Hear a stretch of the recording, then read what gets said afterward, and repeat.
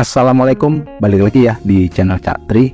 Oke teman-teman, video kali ini saya akan coba bagi-bagi ya informasi tutorial bagaimana menstabilisasi footage yang diambil dari drone kita ya, hanya dengan bermodalkan smartphone doang. Jadi untuk menstabilisasi image atau footage ya, kita biasanya itu butuh dua file guys. Yang pertama jelas file videonya atau file footage-nya. Kemudian yang kedua itu adalah file data atau file gyro datanya ya. Nah, file data gyro ini itu mengandung data-data pergerakan dari drone ya, yang nanti akan membantu dari software atau aplikasinya itu untuk menstabilkan footage yang kita punya. Nah, dari mana file data gyro itu didapetin? Biasanya itu ada macam-macam guys ya. Ada yang dari file black box ya, yang dihasilkan dari FC dari drone. Itu kalau FC nya support black box ya. Kemudian juga ada yang menggunakan external black box modul ya, kayak semacam OpenLayer, itu juga bisa. Ada juga yang memang kameranya atau action cam-nya itu mengandung data gyro guys, kayak DJI O3, ada GoPro, ada Insta360 Go atau Gadget Spinat. Terus ekstensi dari file gyro itu macam-macam. Ada yang .ppl, itu biasanya dari FC ya, dari Betaflight yang support black box. Lalu ada .txt, biasanya itu dari external modul black box ya, kayak semacam OpenLayer. Ada juga yang bentuknya .gcsv, itu biasanya dari Runcam Tam Pro, dari kamera Voxnail HD Pro yang atau yang V2, itu dia kameranya bisa mengenerate file GCSV. Tapi ada juga yang data gyro-nya itu jadi satu atau embedded di dalam file videonya ya. Contohnya kayak DJI O3, GoPro, Insta360 Go, Gadget Spinat. Nah, itu dia nggak nge-generate file terpisah untuk file data gyro-nya, tapi di dalam video atau file videonya itu mengandung data gyro guys. Intinya sih supaya bisa dilakukan stabilisasi itu butuh informasi data-data gyro. Nah, yang paling susah untuk stabilisasi itu jika kondisinya file video dan file gyro-nya itu dihasilkan dari dua device yang berbeda. Contohnya kayak ini nih, DigiGen ya. Ini FC-nya udah support black box ya. Jadi dia untuk file data gyro-nya itu di-generate dari si FC-nya. Sementara untuk file videonya itu dihasilkan dari modul VTX-nya ini. Jadi di dua device yang berbeda, yang artinya dia nggak akan synchronize ya antara data gyro-nya atau data pergerakan drone-nya itu dengan data videonya. Jadi supaya stabilisasinya itu bisa hasilnya optimal, itu ada beberapa tips atau trik ya. Nanti aku tunjukkan ya di video ini juga.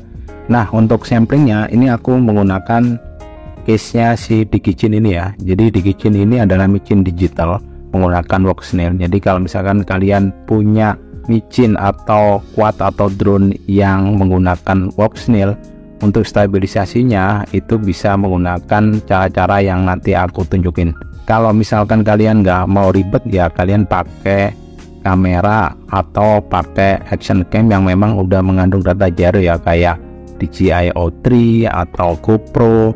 Ini contohnya nih, Flylens 85, dia menggunakan DJI O3. Ini gampang banget untuk stabilisasinya, karena untuk hasil video yang dihasilkan oleh DJI O3 ini udah ada data gyro-nya. Jadi kalian nggak perlu susah-susah, kalian hanya buka aplikasi Gyro Pro, load filenya, kemudian export, udah jadi, gampang banget. Tapi kalau case-nya kayak gini ada beberapa triknya guys. Oke, langsung kita coba aja ya. Jadi untuk yang Flylens-nya kita nggak perlu dulu, kita langsung coba ambil dulu ya file-file yang ada di sini. Yang pertama-tama kita ambil file videonya. Jadi kita colokkan aja nih menggunakan kabel yang disediakan sama Voxnail ya ketika kita beli ini.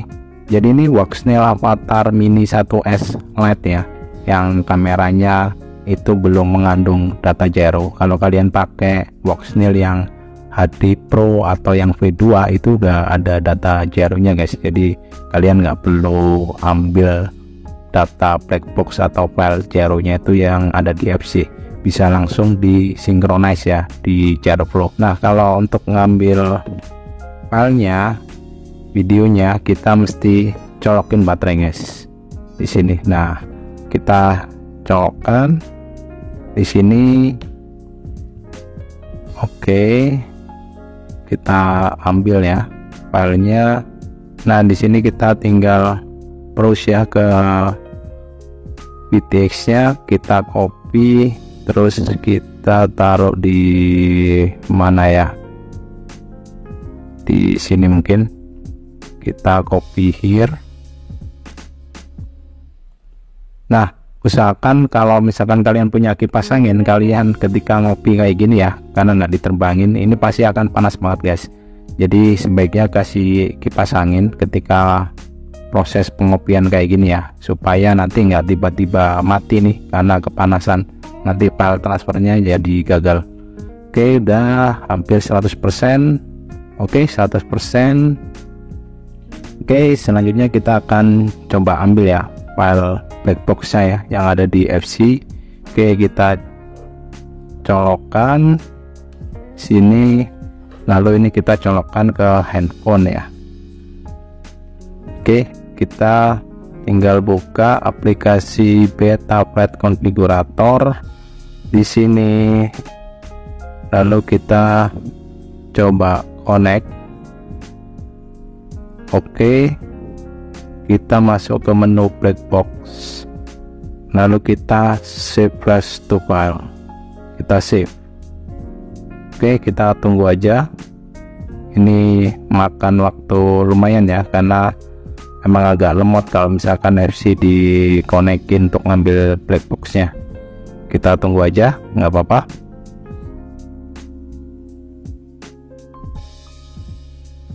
Oke, nah ini filenya udah ke copy ya semuanya.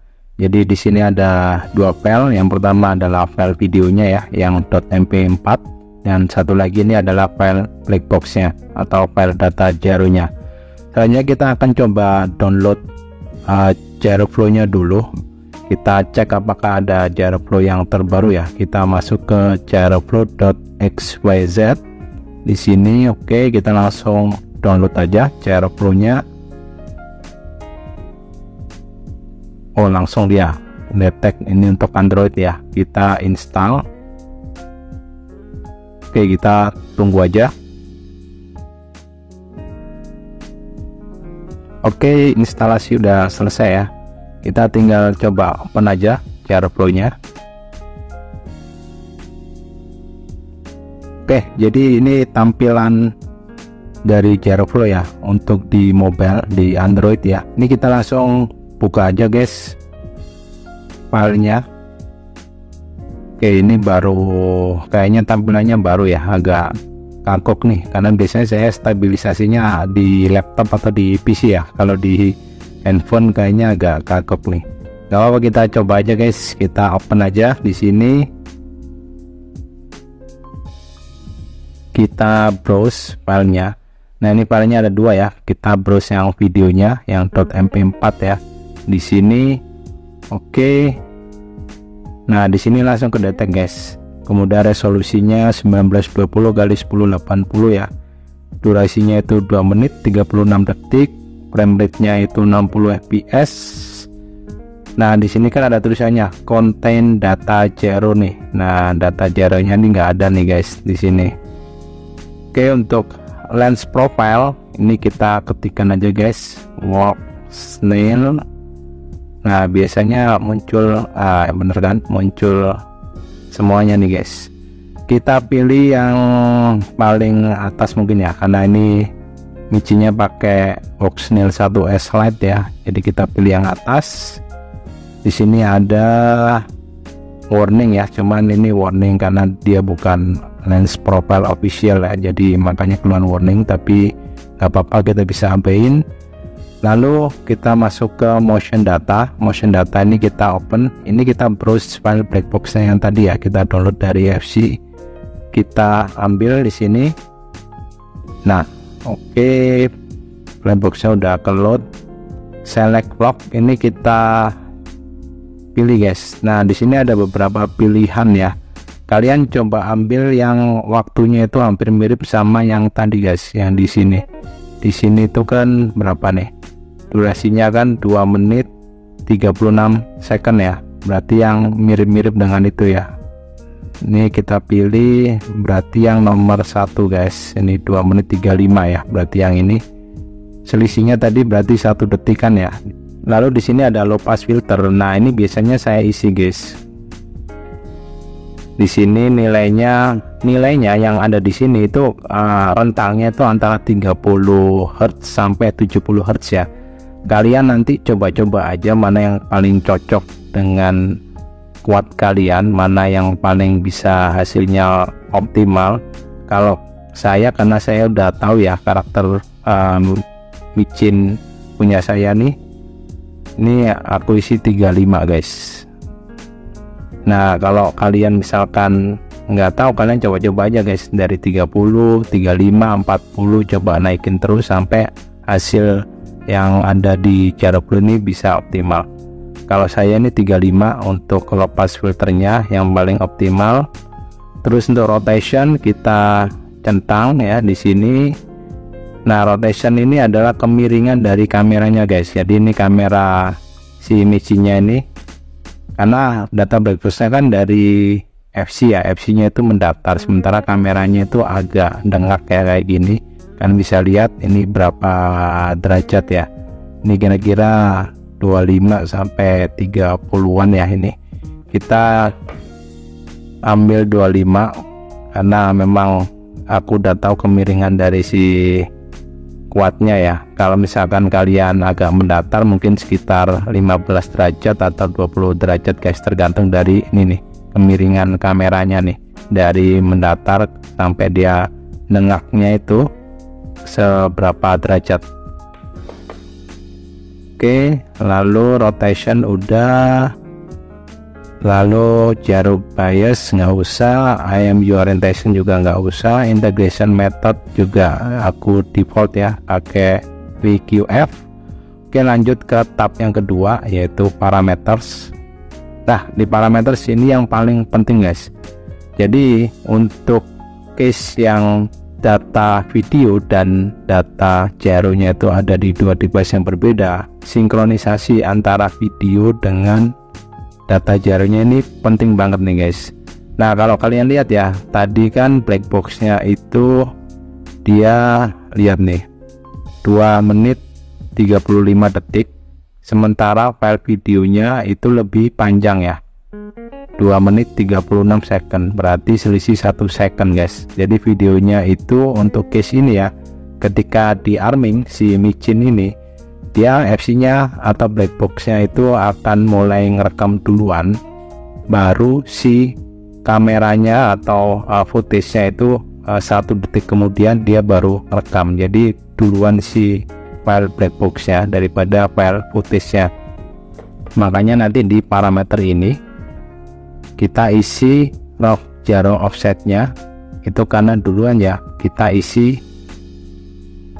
-1 guys, karena untuk black box ya itu kan duluan, jadi mesti dikurangin 1 ya biar pas dengan footage-nya nantinya. Oke, terus sync size nya ini 0,5, aku bikin 1 aja, 1 second, ini bebas sih. Maksudnya sync search size itu dia akan cari dari titik tertentu ya. Ini titik -1 dari black box, itu dia akan mencari 1 second di depan sama 1 second di belakang ya. Jadi ini aku isi 1 aja nggak apa-apa. Nah, untuk max sync point ini tergantung guys. Biasanya itu normalnya itu 2 sampai 3 sync point itu udah cukup bagus ya hasilnya.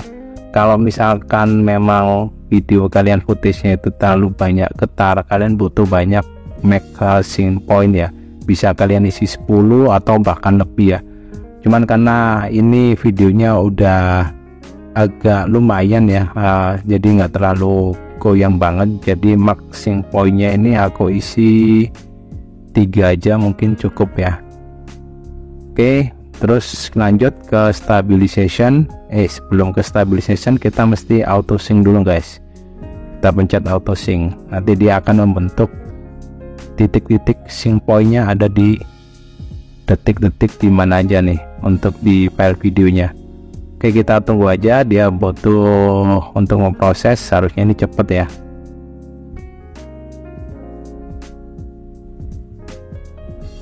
Oke, ini udah selesai untuk auto sync ya. Nah, kalian bisa lihat ya, max sync pointnya saya isi 3, di sini juga titiknya juga ada 3 guys. Oke, kita lanjut ke stabilization. Kita biarin untuk yang ini biasanya nih aku biarin guys, aku biarin default ya biasanya. Terus selanjutnya kita coba play guys, hasilnya kira-kira bagus apa enggak. Kita coba play aja di sini. Di sini awal-awal waduh agak geter ya di sini ya. Oke, kita lihat di tengah-tengah.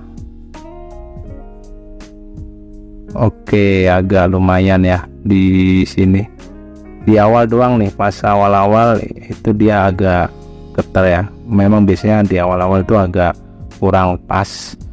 Nah, ini adalah video yang waktu aku shoot ya di Hotel Australia, Grand Australia Bandung. Ini aku nerbangin 2 quad ya, yang satu itu menggunakan micin ini untuk ngecek lokasi ya, kemudian aku pakai fly lens 85 biar hasil gambarnya itu lebih bagus.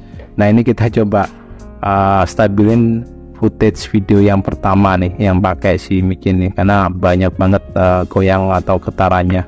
Oke, ini kayaknya sih udah oke. Kita coba majuin ya di sini. Oke, kayaknya sih lancar ya, smoothingnya sih smooth, cuman di awal-awal tadi ya yang agak geter. Jadi aku balik lagi ya, ini aku pause dulu. Yang paling penting yaitu di tab input kalian open filenya, file videonya, nah yang P4 nya ya. Kemudian yang step kedua itu kalian pilih lens profile, sesuaikan dengan kamera yang kalian pakai ya di drone-nya. Karena ini pakai Voxnil Avatar Mini 1S Lite, jadi saya pakai ini profilnya pakai yang Voxnil 1S Lite. Dan yang terpenting jangan lupa untuk masukin motion data guys. Motion data yang kalian ambil data gyro atau data black box itu dari FC ya kalau case saya. Kalau misalkan kalian dari external backbox kayak OpenLaker ya kalian ambil juga ininya filenya. Lalu low pass filter ini juga aku isi 35. Ini rentangnya 30 sampai 70 Hz ya. Jadi kalian coba-coba misalkan 30 kurang oke, 35 kurang oke, 40 kalian coba naikin ya cara kombinasinya sampai ketika kalian play kayak gini dapat hasil yang lumayan smooth. Nah, itu yang bisa kalian pakai untuk low pass filternya. Ini biasanya kepake kalau misalkan turun-turun yang kayak gini nih, yang memang noise dari motornya itu lumayan ya, lumayan gede banget, jadi pasti ada getarannya. Makanya ini dikasih low pass filter untuk meminimalisir ada vibrasi atau osilasi yang datang dari si motornya. Rotation ini yang diisi yang pitch doang, ini adalah sudut kemiringan dari kameranya. Ini berapa derajat? Case saya nih untuk si Digici ini 25 derajat. Sisanya roll sama yaw biarin aja default. Lalu di parameters di sini ya auto sync. Kalau case-nya itu sama kalian pakai Voxnil ya, itu kalian isi aja kayak gyro offsetnya itu -1 ya. Karena biasanya memang data si gyronya itu biasanya memang lebih duluan daripada si videonya. Makanya ini aku isi -1, sync search-nya itu aku isi 1, maximum point-nya itu aku isi 3 ya. Oke, lalu yang bawah-bawah stabilization dan segala macam ini ya biarin aja guys default, biasanya nggak aku setting juga. Dan yang terakhir kita tinggal export ya di sini pilihannya. Oke, ini pilihannya udah bener ya defaultnya, kalian tinggal klik export. Nah, ini Gak tahu lama apa enggak ya untuk ekspornya nih.